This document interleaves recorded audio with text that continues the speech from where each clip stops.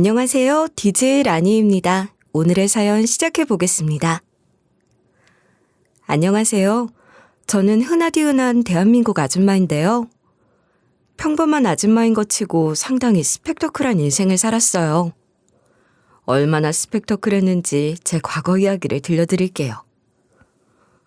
어느 날 갑자기 남편이 퇴근을 하고 돌아왔는데 저한테 이런 말을 하더라고요. 내가 오늘 출근하는데 회사 분위기가 너무 뒤숭숭한 거야. 이상한 느낌이 들어서 컴퓨터를 켜자마자 회사 메일함을 확인해봤거든. 그런데 회사가 문을 닫게 됐다는 메일이 와 있는 거야. 남편이 한참 동안 그 메일을 들여다보다가 현실을 직시하게 됐대요. 그 즉시 서류를 정리하고 퇴사 서류에 사인을 하게 됐다는 거예요.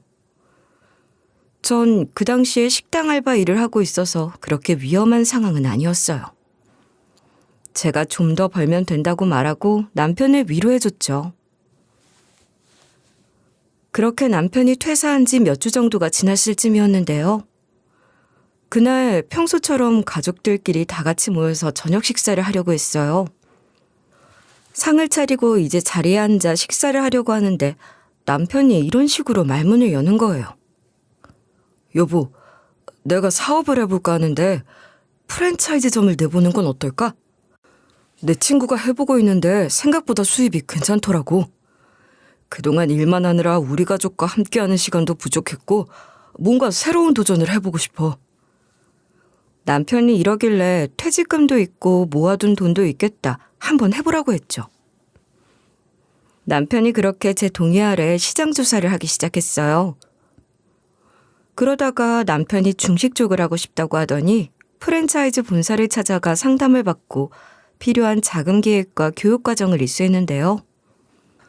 준비하는 과정이 생각보다 훨씬 고되어 보였어요. 자금을 마련하기 위해 은행 대출을 알아보았고 계약서의 모든 세부사항을 꼼꼼히 검토했죠. 그리고 마침내 작은 상가의 한 구석을 임대해서 첫 번째 가게를 열게 됐어요. 별 기대를 안 하고 시작한 장사였는데 처음부터 승승장구했죠.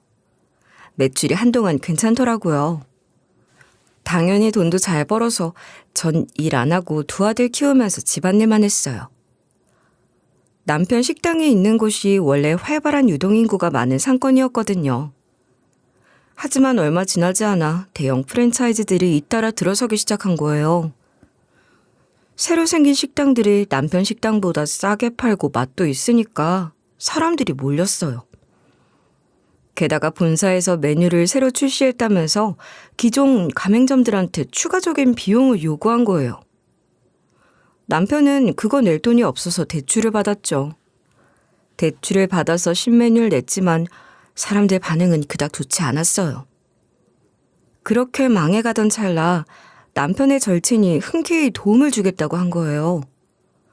남편이 황급히 집으로 돌아와서는 제게 이런 말을 해주더라고요. 내 친구가 프랜차이즈 체인점을 하고 있거든? 그런데 내 매장을 재편입시켜보겠다고 하는 거야. 브랜드 자체를 바꿔보자고 해서 대출 좀만 더 하면 될 것 같아. 남편이 워낙 믿을 만한 친구라는 소리를 해대길래 한번 해보라고 했거든요. 그러다 몇 달 뒤에 남편이 집으로 들어오자마자 엉엉 울길래 갑자기 왜 그러냐고 물어봤죠. 그런데 남편 입에서 이런 소리가 나오더라고요. 민철이가 한 제안이 전부 다 거짓이래. 난 그놈이 브랜드 바꿔보자고 해서 쏟아부은 돈이 얼만데 말만 지원해주겠다고 하고 아무것도 안 하더니 내 사인 위주에서 서류 조작까지 했어. 그놈 때문에 내가 빚도 생기고 소송까지 휘말리게 됐다고. 남편이 하는 말이 워낙 당황스러워 받아들이기 힘들었죠. 저도 남편을 탓하고 싶었지만 그럴 수가 없는 게 남편이 저보다 더 고통스러워했어요. 남편이 가게 문도 닫더니 매일같이 술을 마시더라고요. 그래서 제가 하루는 집에서 술을 마시고 있는 남편한테 이리 말했어요. 여보, 여기서 이러고 있으면 안 돼. 이럴 때일수록 정신 바짝 차리고 있어야지. 이렇게 무너질 수 없잖아. 제가 이렇게 말해봐도 남편은 그저 허탈하게 웃어 보이면서 이러는 거예요. 내가 어떻게 해야 할지 모르겠어. 전부 다 내 잘못이니까 당신이랑 자식들한테도 너무 미안하고. 제가 이러고 있으면 안 된다고 잔소리하면 남편이 제 손을 뿌리치고 방으로 들어가 문을 닫아버렸어요. 그 후로도 남편은 매일 집에서 술을 마시니까 자식들도 변하기 시작했는데요. 남편이 매일 술에 취해 들어오는 모습을 보다 보니 애들이 점점 더 말수가 줄어들었죠. 남편이 그 뒤로 술만 마시면서 집에만 있더라고요. 자기가 너무 멍청한 것 같다고 하면서 맨날 자책을 했어요. 남편이 술에만 의존하고 엉엉 우는 동안 전 정신 똑바로 차리고 있으려고 했죠. 남편을 아무리 어르고 달래도 일어설 생각을 안 하는 거예요. 주변 사람들이 다 그러더라고요. 남편이 승승장구하다가 한 번에 바닥으로 떨어졌으니 충격이 컸을 거라고요. 정신과 치료를 받아봐야 할 것 같다는 거예요. 그런데 지금 당장 생활비도 부족한데 병원 갈 돈이 있겠어요? 일단 돈부터 벌려고 했죠. 하지만 제가 또 예전에 힘들게 자라서 좌절하고 있지만은 않았어요. 제가 어렸을 때 미아가 된 후로 고아원에서 자랐었거든요. 그래서 사회생활을 일찍 시작해서 해볼 수 있는 건 다 해봤어요. 식당, 공장, 청소일까지 전부 다 해봐서 어떻게든 이 위기를 잘 이겨낼 수 있을 것 같았죠. 빚 때문에 어쩌지 하는 것보다 한 푼이라도 더 벌려고 제가 일자리를 알아보기 시작했어요. 솔직히 말해서 매일 밤 걱정을 하느라 잠도 잘 못 자고 속이 타들어가는 기분이었어요. 그런데 어느 날 제 친구가 파출부 일을 한다는 소리를 들었어요. 그 친구가 요새 좋은 일자리 찾아서 돈을 꽤나 벌고 있다고 하더라고요. 저도 비슷한 일자리를 구할 수 있을지는 않을까 싶어서 전화를 걸었어요. 친구가 전화를 받자마자 일자리 좀 소개해달라고 했더니 친구가 고민을 좀 해보다가 이러더라고요. 내가 아는 사람 중에 가사 도우미를 구하는 분이 있어. 원래 내가 하던 일인데 페이가 괜찮으니까 한번 가봐. 이렇게 소개를 받아서 주소랑 연락처를 받게 됐죠. 제가 그 번호로 연락을 해서 이렇게 문자를 보내봤는데요. 안녕하세요. 한정희 씨 소개로 연락처 전달받은 사람입니다. 파출부 일을 소개받았는데 언제 찾아가면 좋을까요? 면접을 따로 보는 걸까요?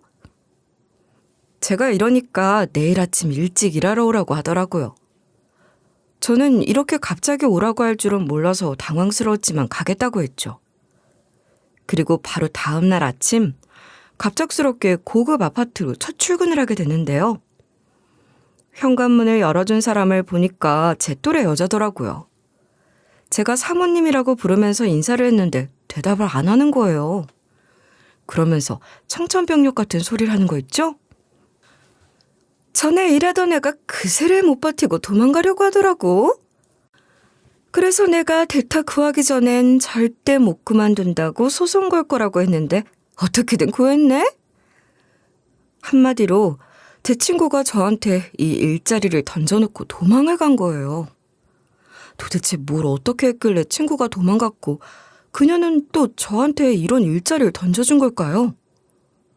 그리고 뭘 어떻게 했길래 그만둔다는 이유로 소송을 당한다고 했다는 건지 모르겠더라고요. 회사든 파출부든 일을 그만둔다고 소송당하는 것 자체가 말이 안 되잖아요. 제가 너무 당황스러워하면서 이런 식으로 물어봤는데요.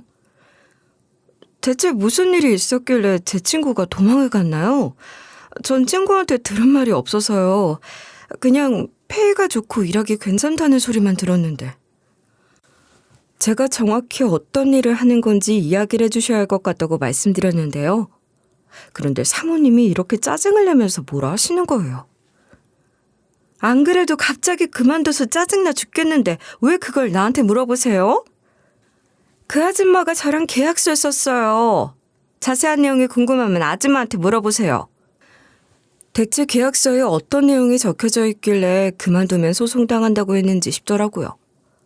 앞뒤 설명도 없이 일자리 소개시켜준다고 생색은 다 해놓고 이렇게 뒤통수를 칠 줄이야. 제 친구가 이럴 줄 몰랐죠. 사모님 태도도 너무 이상해서 이런 식으로 솔직하게 질문해봤는데요. 진짜로 집안 청소만 시키시는 거 맞나요? 안 그럼 그 친구가 이렇게 갑자기 그만두고 고소할 거라는 말이 나올 리가 없잖아요. 무슨 일이 있었던 거 맞죠? 저는 킥해봐야 정색을 하면서 무슨 그런 걸 묻냐고 할 줄 알았거든요. 생각지도 못하게 제 얼굴에 걸레를 획 던지면서 이러는 거예요. 이래보면 알 거야. 쓸데없는 소리 짓거리지 말고 얼른 걸레질이나 해. 오늘 청소할 거 많으니까 빨리빨리 움직이라고. 아, 그때 바로 깨달았죠. 이것은 집 청소해 줄 사람이 필요했던 게 아니라 자기 화풀이 할 사람이 필요했던 거였어요. 사모가 저한테 이런 식으로 막 화풀이를 하더라고요. 내가 지금 회사를 물려받고 있는데 너무 힘들어 죽겠어. 그냥 사장 자리 주면 될 걸 팀장 자리부터 시키니까 열받아 죽겠는 거 있지? 그러면서 저보고 걸레로 바닥을 좀 빡빡 닦으래요. 심지어 제 옷차림까지 막 지적하면서 이랬어요. 그거 지금 네가 입고 있는 옷 어디 브랜드야? 딱 봐도 싸구려 같아 보이는데? 뒤에 택 좀 보자. 어디 건지 좀 보게. 우리가 한때 잘 살았어도 백화점 옷만 입고 그러진 않았거든요. 그래서 제가 얼굴을 확 구기면서 이렇게 대꾸했죠. 청소하러 오는데 저렴한 옷 입지. 그럼 비싼 옷 입고 와요? 그냥 일반 보세 옷이에요. 왜요? 사모님 집은 청소할 때 명품 옷이라도 입어야 해요? 제가 이러니까 그 여자가 비웃는 거예요. 그것도 모자라 이런 식으로 무시하는 발언을 해댔어요. 딱 봐도 보세 옷 같아 보인다. 가난뱅이도 아니고 이게 뭐야? 하긴 돈이 얼마나 없으면 이런 일을 하겠냐? 남의 집 청소나 하는 거런뱅이네. 솔직히 이 여자 집만 청소일이 들어올 건 아닐 거 아니에요. 청소해줄 집은 널렸으니까 굳이 그걸 듣고만 있지 않았죠. 제가 바로 걸레 집어던지면서 이리 소리치고 말았어요. 아, 이제 알겠다. 네가 이따위로 하니까 내 친구가 도망간 거네. 이거 완전 사기꾼 아니야? 파출부 불렀으면 청소일만 시켜야지. 이런 갑질하는 게 어딨어? 난 이런 취급받으면서 일할 생각 없거든? 일 안 하고 갈 거니까 여기까지 오게 한 차비라도 내놔. 제가 이렇게 나오니까 사모가 얼척없어 하는 거예요.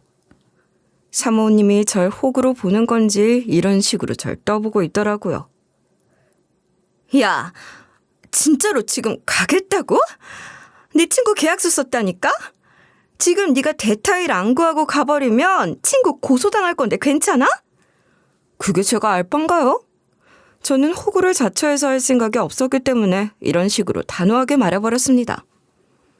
친구년도 나 속였는데 내가 그런 것까지 생각해줘야 돼?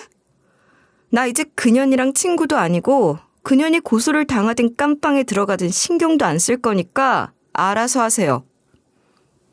이렇게 말하고 뒤돌아서 휙 가버리려고 했거든요. 그랬더니 사모가 제 뒤통수를 향해 이리 소리치더라고요. 아, 잠깐! 2배로 줄게. 나중에 후회하지 말고 한번 해봐. 아줌마도 돈 필요해서 급하게 들어온 거잖아. 급전 필요할 때 이만한 일자리 어디 없을걸? 2배라니 순간적으로 혹한 마음이 들더라고요.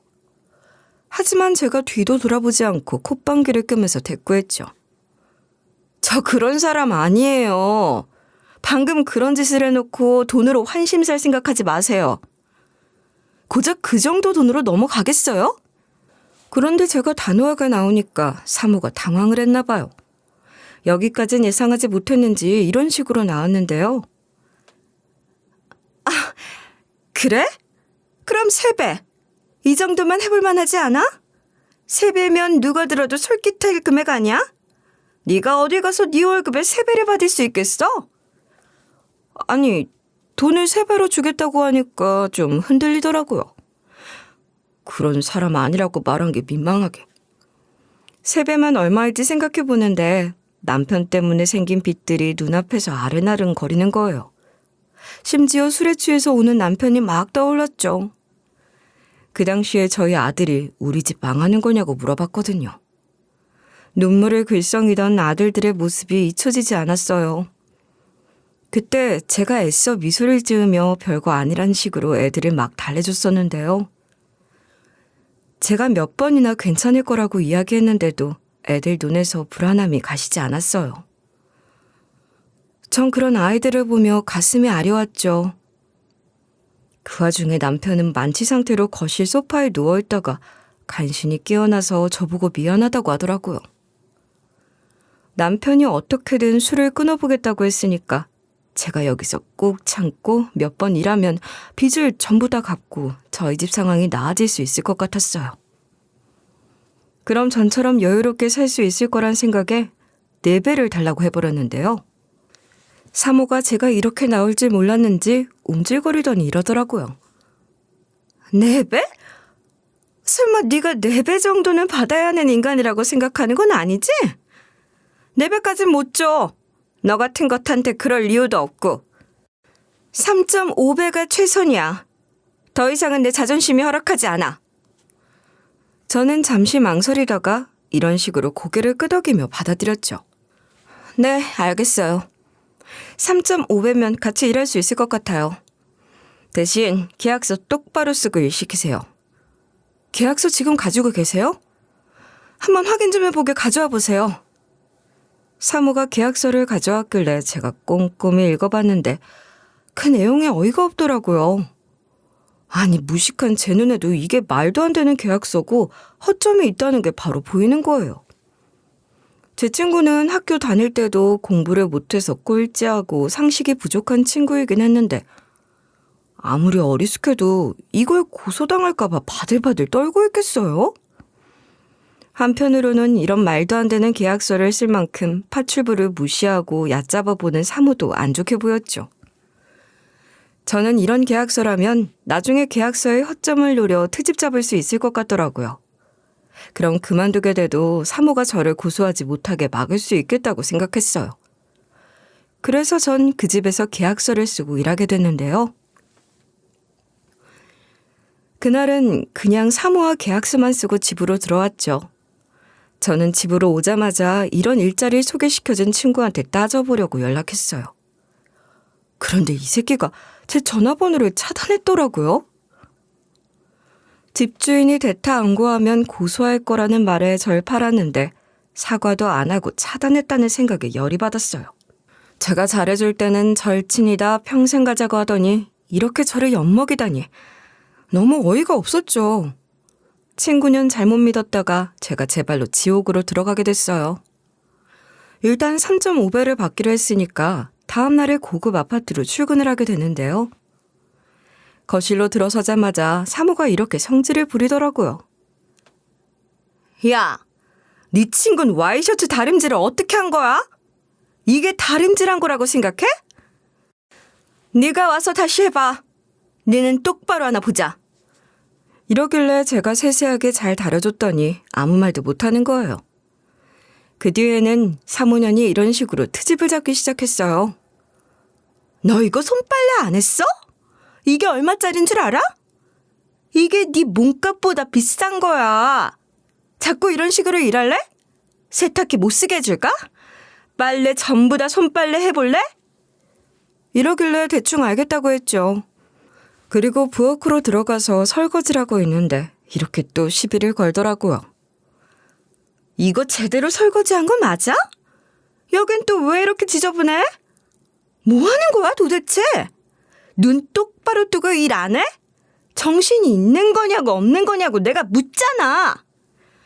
사모년이 제 머리를 툭툭 건드리며 비아냥대는데요. 제가 순간 욱해서 한마디 하려고 하는데 사모년이 3.5배 이러는 거예요. 그래서 일단 사모년을 무시하고 설거지를 끝낸 다음에 방마다 있는 쓰레기통을 비우고 있었어요. 사모년도 기다렸다는 듯이 따라 들어와 쓰레기통을 집어던지면서 이랬죠. 이게 뭐야? 쓰레기통에 이렇게 더러운데 전부 다 비운 거라고? 네가 이딴 식으로 일하는데 누가 좋아하겠어? 너 같은 게 돈 받고 일하는 게 말이 되냐? 이번에도 무시하고 제 할 일만 묵묵히 하고 있었는데요. 사모년은 지겹지도 않은지 제 뒤만 졸졸 따라다니면서 제가 하는 일마다 이런 식으로 트집을 잡는 거예요. 이러니까 파출부 일이나 하지. 남의 집 청소해주는 일하니까 좋냐? 돈 많이 받는다고 좋아하지 말아라. 딱 봐도 넌 나한테 바로 잘리겠다. 이러면서 제 머리를 툭툭 건드리고 할 수 있는 욕은 다 했어요. 아무리 인연이 돈 준다고 해도 제가 듣고만 있었겠어요? 제가 전부 다 녹음해뒀죠. 제가 버틸 수 있었던 건 남편과 두 아들 덕분이었어요. 제가 계약서를 잘 적어놓은 덕분에 벌이가 다시 괜찮아졌거든요. 남편도 정신과 치료를 받고 저한테 이런 말을 해줬어요. 여보, 고마워. 여보 덕분에 술에 덜 의존하게 됐어. 정신과 치료가 도움이 많이 되는 것 같아. 술도 덜 마시게 되고 아이들도 덜 불안해하는 것 같아서 다행이야. 남편의 행동 때문에 늘 불안하다, 무섭다고 말하던 아들들도 다시 행복해했죠. 첫째는 저한테 이런 식으로 이야기를 하기도 했어요. 아빠가 술 안 마시니까 집에 있는 게 좋다. 우리 가족이 더 행복해진 것 같아. 엄마, 우리가 이제 전부 다 이겨냈으니까 너무 걱정하지 말자. 내가 얼른 커서 돈 벌어올게. 기특하게도 첫째 아들이 벌써부터 이렇게 철이 들어버려서 가슴 아프더라고요. 그래서 전 빚만 청산하고 이 짓거리 그만두려고 했어요. 물론 남편과 아들들은 제가 이런 수모를 겪고 있는 걸 모르고 있었거든요. 일부러 말 안 했어요. 말해봤자 해결되는 것도 없고 걱정 끼치고 싶지도 않아서 그랬죠. 그러던 어느 날 친구가 제 전화번호를 차단해 놓았다가 풀었나 봐요. 절 배신한 그 친구가 이런 장문의 메시지를 보내놨더라고요. 미안해. 너한테 너무 미안해서 어떻게 말해야 할지 모르겠어. 그 사람이 너무 무서워서 설명도 제대로 하지 못하고 사과도 못했는데 차단해버렸네. 파출부 사무실에서 가라고 해서 갔는데 갑자기 갑질을 당하고 고소하겠다는 말을 들으니까 너무 무섭더라고. 그래서 마침 네가 일자리 있냐고 물어봐서 얼떨결에 소개시켜주고 차단을 하게 됐어. 그동안 내가 당한 게 있어서 너도 갖은 수모를 다 당할 걸 생각하니 너무 죄책감이 느껴지더라. 이제야 겨우 용기 내서 연락해. 괜찮은 거 맞지? 친구가 보낸 문자를 보고 정말 얼척이 없었죠.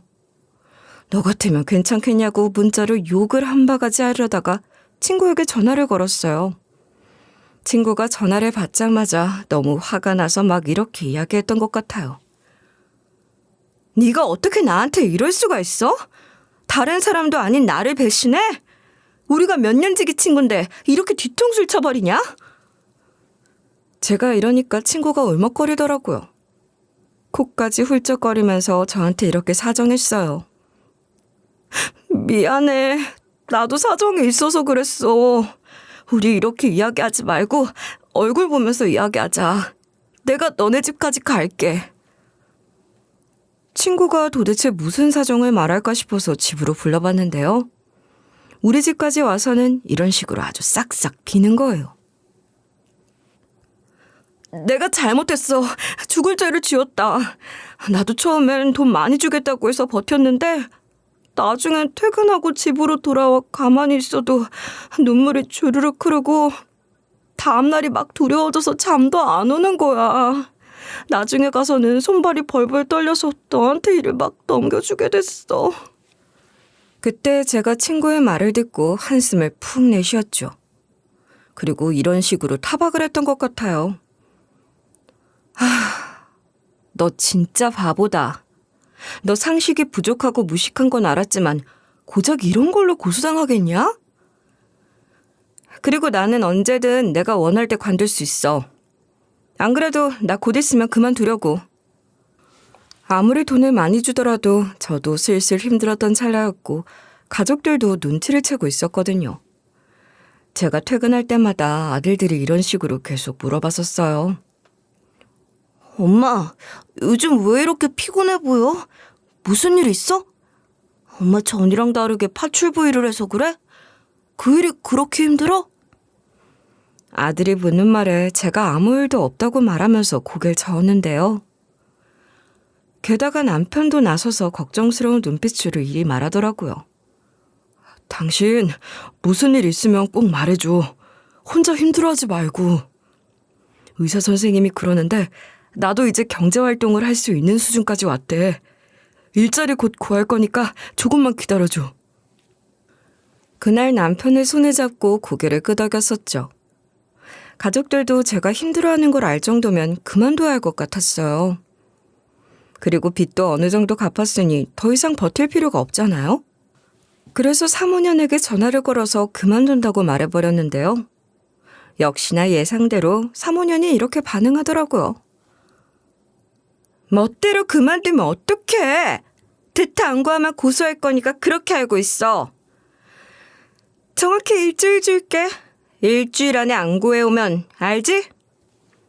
파출부가 없으면 지가 청소할 것이지 괜히 아랫사람한테 화풀이하는 거 보이시나요? 그래서 제가 순간 열받아서 이런 식으로 따졌는데요. 무슨 죄로 고소할 건데요? 전 친구처럼 바보가 아니라서 이런 계약 언제든 무효화할 수 있는 거 알아요. 근로자의 기본적 권리를 해치는 계약 조항은 무효화되는 거 모르세요? 대타를 구하지 못하면 그만둘 수 없다는 조항? 말도 안 되는 소리죠. 아줌마, 내가 노동청이나 노무사한테 전화해서 알아볼까? 이거 내 말대로 무효화할 수 있는지 없는지? 제가 목소리를 깔고 말하니까 사모가 아무 말도 못하더라고요. 그래서 제가 마지막에 이런 식으로 쐐기를 박아 넣었죠. 어제까지 일한 거 입금 안 해주면 고소할 거예요. 최대한 빨리 입금하세요. 안 그러면 저도 똑같이 법적인 조치 들어갑니다. 이렇게 말하고 전화를 확 끊어버렸는데요. 사모년이 또 저한테 고소당할 게 무서웠는지 돈은 또 제대로 보내줬더라고요. 이러고 나서 친구는 집으로 돌려보내고 저는 제 가족들 챙기고 있었는데요. 친구가 저한테 그 뒤로도 계속 싹싹 빌더라고요. 전화도 하고 문자도 하더니 제가 전부 다 무시하니까 또 집으로 찾아와서 이렇게 사과했어요. 왜 전화는 안 받아? 아직도 화 안 풀렸어? 내가 보낸 문자 보긴 한 거야? 나랑 다시 예전처럼 지내자. 제발 한 번만 더 기회를 주라, 응? 제가 헛소리하지 말라고 말하면서 친구를 내쫓았지만 그 뒤로도 우리 집에 매일같이 찾아와서 무릎 꿇고 난리쳤죠. 그래서 제가 한숨 쉬면서 딱 한 번만 용서해준다고 했는데요. 친구가 그제야 얼굴색에 화색이 돌더니 저한테 이런 소리를 하더라고요. 지금 일하는 곳 없으면 내가 다른 일자리를 알아봐 줄게. 안 그래도 좋은 일자리가 나왔는데 네가 일했던 집이랑 같은 동네라서 거리도 별로 안 멀어. 원래 내가 하고 싶은 일자리였는데 너한테 소개시켜주고 싶어서 계속 아껴두고 있었어. 내가 아는 사람이 10년 동안 일한 곳인데 이제 그 사람이 몸이 안 좋아져서 그만두기로 했거든. 10년 동안 안 그만두고 일할 정도로 일하기도 편하고 페이도 세. 친구가 이러는데 제가 미쳤다고 이놈 말을 듣겠어요? 그래서 처음에는 이런 식으로 친구를 경계했었는데요. 뭐? 또 뭘 소개시켜준다고? 넌 나한테 또 그러고 싶냐? 네 소개 받아서 그 미친 여자 집에 갔었는데? 그때도 네가 괜찮다고 했었잖아. 라고 말하면서 친구가 못 믿었다는 식으로 굴었죠. 친구가 이런 저의 반응을 예상했는지 이렇게 말하더라고요. 이번엔 진짜니까 믿어줘. 이번에도 또 이상한 사람 걸리면 진짜 나랑 절교해도 돼. 내가 설마 이렇게까지 빌었는데 내가 널 속이겠냐? 무슨 이득 보겠다고 너한테 거짓말을 하겠어. 그 말을 듣자 약간 솔깃하더라고요. 뭐 제 입장에서 손해보는 것도 없잖아요. 이번에도 고용주가 이상하면 바로 도망 나오고 친구랑 절교하면 되니까 친구한테 소개받은 새로운 일자리를 가게 됐죠. 전달받은 주소지를 살펴보니까 90억짜리 펜트하우스였어요. 제가 그곳으로 파출부로 첫 출근한 날에 생각지도 못한 일을 겪게 됐는데요. 현관문을 열어준 사람이 이번엔 사모님이나 집주인이 아닌 그 집에서 일하는 사람이더라고요. 서류초를 들고 있었고 가슴팍에 달고 있는 명찰을 보니 비서처럼 보였어요. 예상대로 자기가 사모님 스케줄을 관리하고 있는 비서란 거예요. 그 전 집도 넓었는데 여긴 더 으리으리하더라고요. 집이 워낙 크니까 저 말고 청소하는 아주머니가 더 있었어요. 비서가 그 사람을 소개시켜주면서 여기 베테랑이라는 사실을 알게 됐죠. 그 뒤에 아주머니한테 일을 배우고 아주머니들이랑 구역을 나눠서 청소하고 있었어요. 그러다 사모님이 집 안으로 들어오시고 사모님 뒤로 누가 들어왔는지 아세요? 저한테 갑질을 한 그년이 들어오는 거예요. 그년도 절 보더니 깜짝 놀랐다가 곧바로 표정을 굳히더라고요. 같은 동네라서 설마 했는데 저것이랑 연관된 집안이었다니. 아니, 원수는 외나무 다리에서 만난다는 속담이 딱 맞네요. 저 인간이랑 저랑 하늘이 맺어준 악연인가요? 친구가 손이 발이 되도록 빈 걸 보아하니 알고서 제게 소개시켜준 건 아닌 것 같았어요. 뭐 이런 우연이 다 있나 했는데 다행히 사모님이 너무 친절하시더라고요. 사모님이 글쎄 저한테 인사를 건네면서 저를 일개 파출부가 아니라 직원처럼 대하시는 거예요. 그러면서 뒤따라온 갑질한 그년을 자기 딸이라고 소개하는 거 있죠? 사모님 앞이라고 그 딸년이 착한 척 웃어 보이더라고요. 아주 가식을 떨면서 고개를 꼬박 숙이더니 저한테 이러는 거예요. 어머, 안녕하세요. 10년 동안 일하던 김씨 아주머니가 그만두셨다고 하더니 새로운 분이 오셨구나. 앞으로 자주 뵐 텐데 종종 인사해요. 나 참 어이가 없어서. 사모님은 딸년의 실체를 모르는 것 같았어요. 사모님이 같이 일하게 돼서 너무 좋다고 이야기하시면서 갑자기 제 손목을 보시는 거예요. 손목에는 제가 어릴 적부터 차고 다녔던 미아 팔찌가 있었어요. 왜 아직도 그걸 달고 다녔냐? 일종의 제 부적이었거든요. 부모님이 절 의도적으로 버린 게 아니고 절 잃어버렸었어요. 부모님이 절 데리고 여행을 갔었는데 제가 거기서 미아가 된 거죠. 근데 전 그때 너무 어려서 집 주소, 전화번호, 부모님 이름도 몰랐어요. 손목에 미아 팔찌가 있긴 한데 펜으로 쓴 게 전부 다 지워지고 글씨가 뜯겨나가 있는 거예요.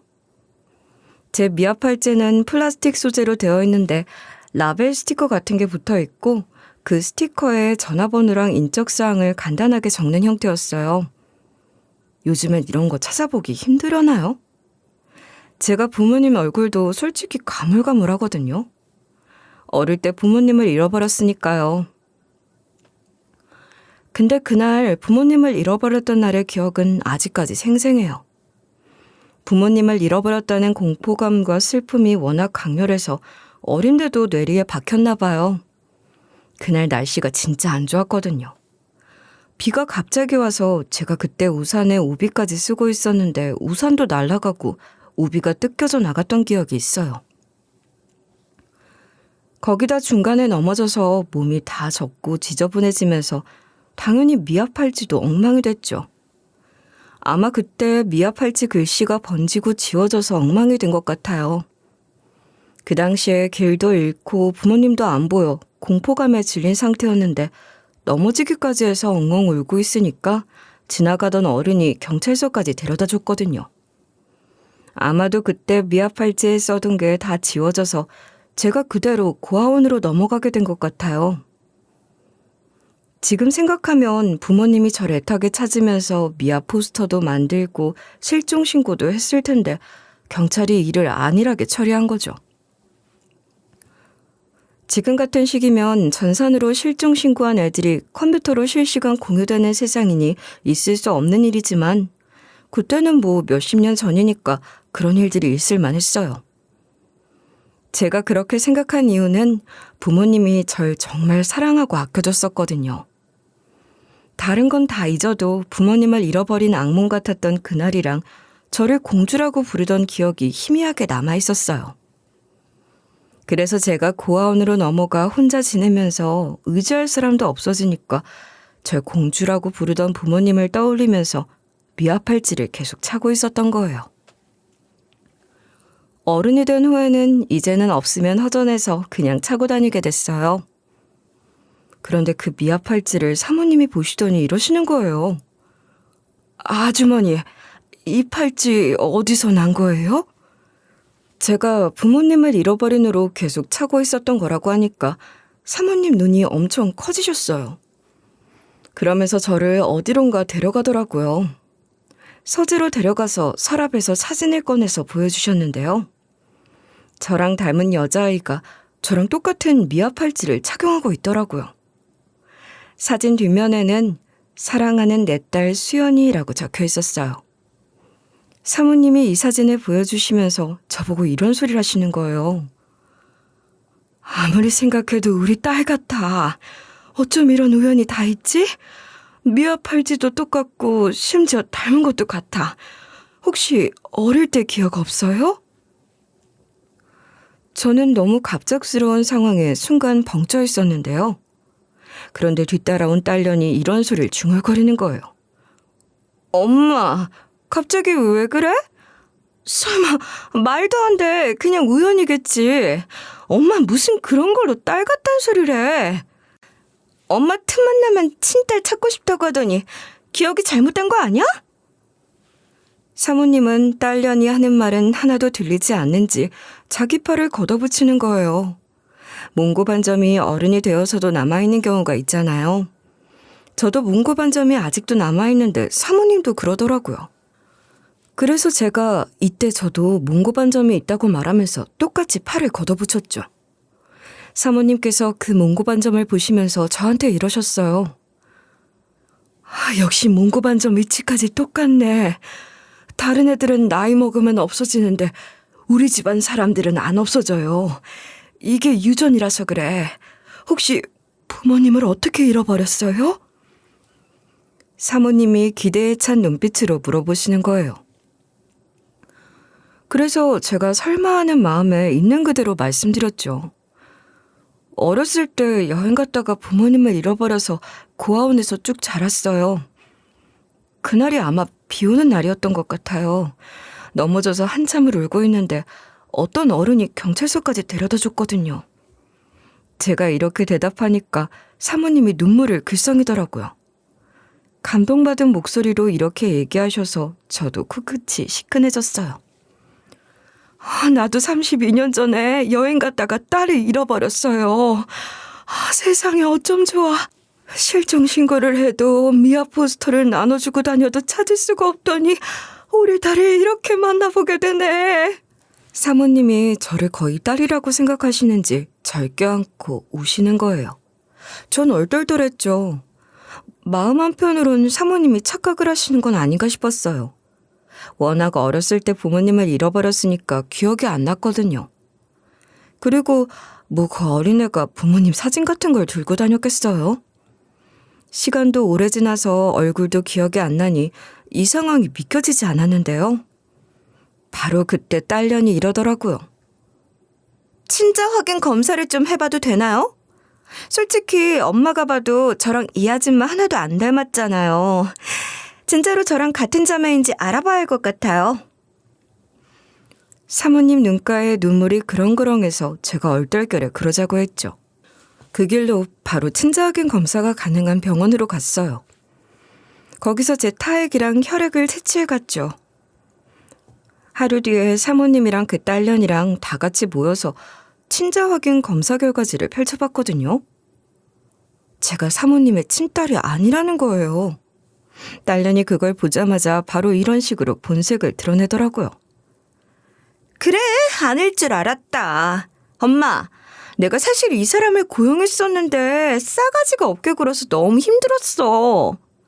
나한테 욕하고 삿대질하고 집안일도 대충 하길래 안 그래도 잘랐었는데 여기 있더라고. 아무리 생각해도 엄마랑 나한테 의도적으로 접근한 것 같아. 우리 집안에 돈이 좀 많아? 이것이 하는 말 믿지 말고 지금 당장 해고시키자. 그런데 사모님이 아무 말도 안 하고 곰곰이 생각해보는 것 같았어요. 사모님이 친자 확인 검사 결과지에 눈을 못 대고 있으니까 딸년이 이리 소리치는 거 있죠? 이 딸년이 엄마 딸일 리가 없잖아. 너 이 미아 팔자 어떻게 구했어? 이것 때문에 엄마가 속을 뻔했잖아. 너 같은 사기꾼들이 뻔하지. 미리 엄마 뒷조사해서 이런 식으로 접근한 거지? 내가 모를 줄 알아? 딸년이 제 머리채 잡으려고 하는데 바로 그때 사모님이 딱 막아서더니 뭐라 했는지 아세요? 굳은 표정으로 딸년을 노려보더니 이러시는 거예요. 너 그럴 줄 알았다. 난 진작에 네 소문 듣고 눈치채고 있었어.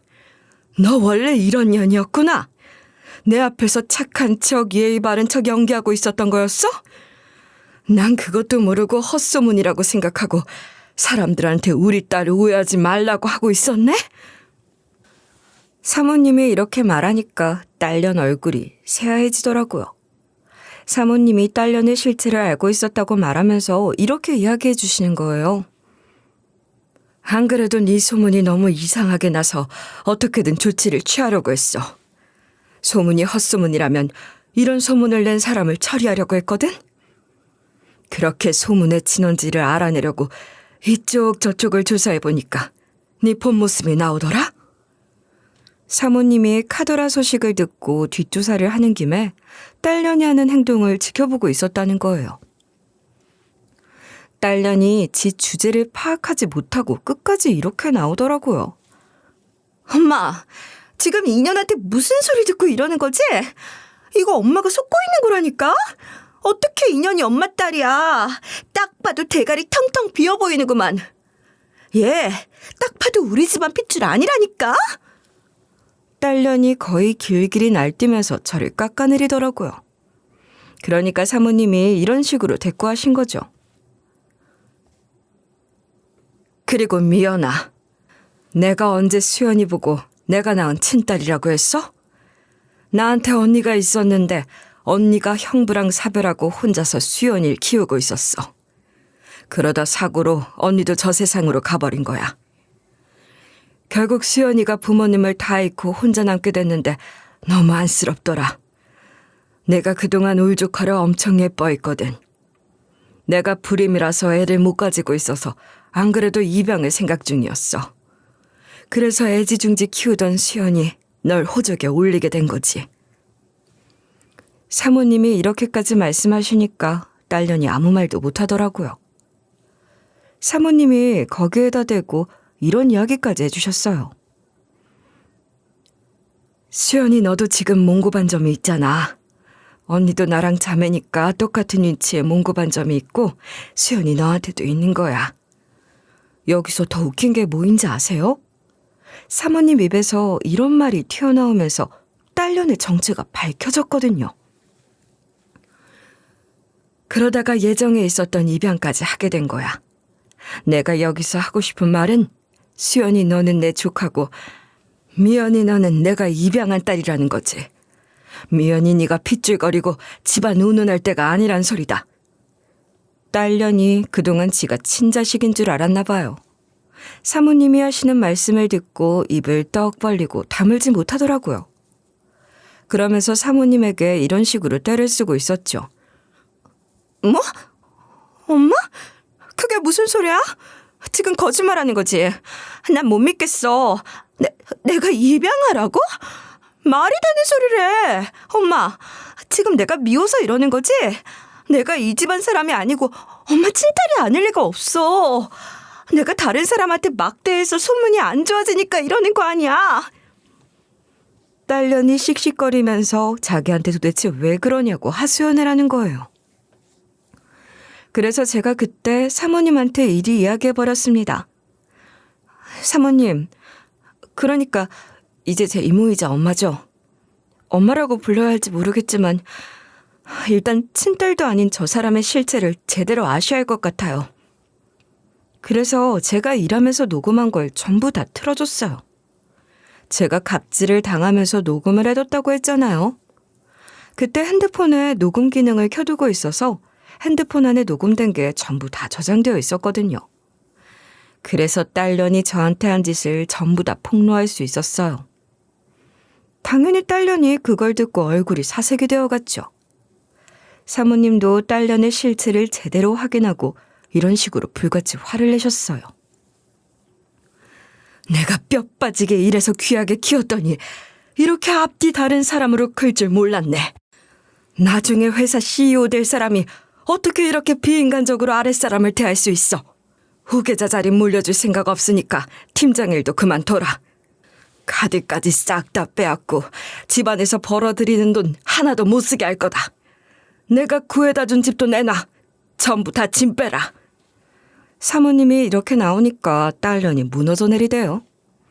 나중에는 딸년이 사모님께 이렇게 싹싹 빌더라고요.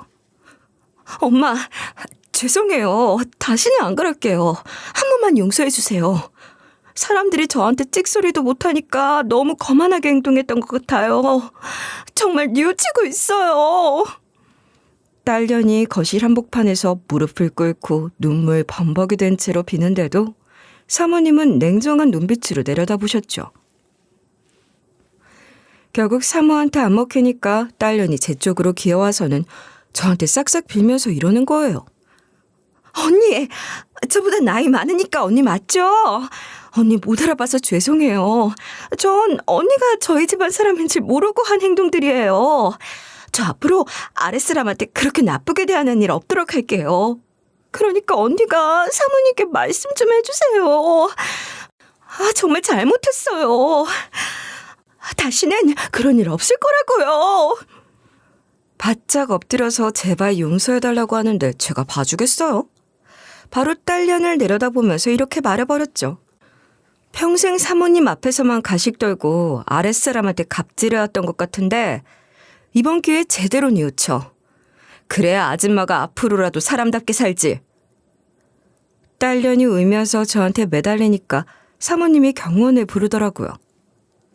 경호원이 딸년을 끌어내는데 딸년이 발버둥을 치면서 욕을 했어요. 사모님이 그 모습을 보고 충격을 받은 표정으로 이러셨죠. 내가 자식 농사를 잘못 지었나 봐. 내가 입양한 딸 미연이에 대해서 들은 게 한두 가지가 아니었어.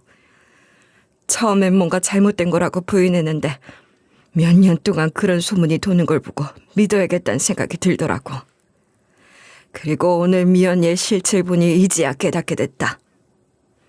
심지어 오늘도 아랫사람을 쓰레기 취급, 하인 취급하는 거 보고 경악을 했고 몇 번이나 주위 사람들한테 잘하라고 항상 지켜보고 있다고 말했는데도 효과가 하나도 없었네.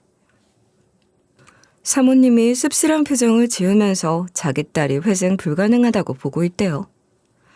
전부 다 빼앗은 다음에 바닥부터 시작하게끔 해본 뒤에 다시 물질적으로 도와주든 말든 해야겠다고 하더라고요. 진짜로 그 뒤로 사모님이 딸년 카드 싹 다 빼앗고 구해준 집에서도 내쫓아버렸어요. 그렇게 전 개념 없는 딸년을 쫓아내고 제가 그 집안 사람이 되어버린 거예요. 그 뒤로 사모님이 어쩌다 파출부가 됐는지 물어보셔서 이렇게 대답해드렸는데요. 남편 사업이 망한 것도 모자라 동시에 사기를 당했어요. 그리고 남편이 우울하다고 집에만 있고 술만 마시기 시작하면서 어떻게든 살아남으려고 하다 보니까 일이 이렇게 됐어요. 이렇게 제 사정을 말씀드리니까 엄마가 빚이 얼마나 있냐고 물어보시면서 바로 도와주셨죠. 엄마 도움으로 남편이랑 제가 사업을 새로 시작해서 지금까지 잘 살고 있어요. 지금은 저도 제법 사업체가 커져서 엄마한테 도움이 되고 있죠. 그 딸년은 그 뒤로 어떻게 됐냐고요? 제가 그 딸년에 대해 물어보니까 엄마가 이런 식으로 말해주더라고요. 예전에 회사 사람들한테 알게 모르게 갑질하고 무시하던 것까지 내 귀에 들어가서 아예 손절했어. 그냥 무시한 게 아니라 천하다, 질 떨어진다, 냄새난다고 말하면서 대놓고 면박을 줬더라고. 이런 딸의 인성을 눈치채지도 못하고 감싸주기만 했으니 이 사단이 난 거지. 이참에 연을 끊고 기억날 때마다 어떻게 살고 있는지 슬쩍 보고만 올 거니까 걱정하지 말아라. 미연이 이게 내 딸이지만 정신을 좀 차려야 돼.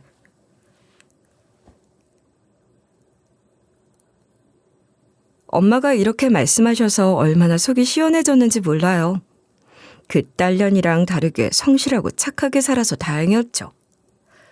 덕분에 남편이랑 별탈 없이 우리 두 아들 키우고 있고 엄마는 물론 해외 출장 가 있는 아빠하고도 연락이 닿아서 행복하게 잘 지내고 있네요.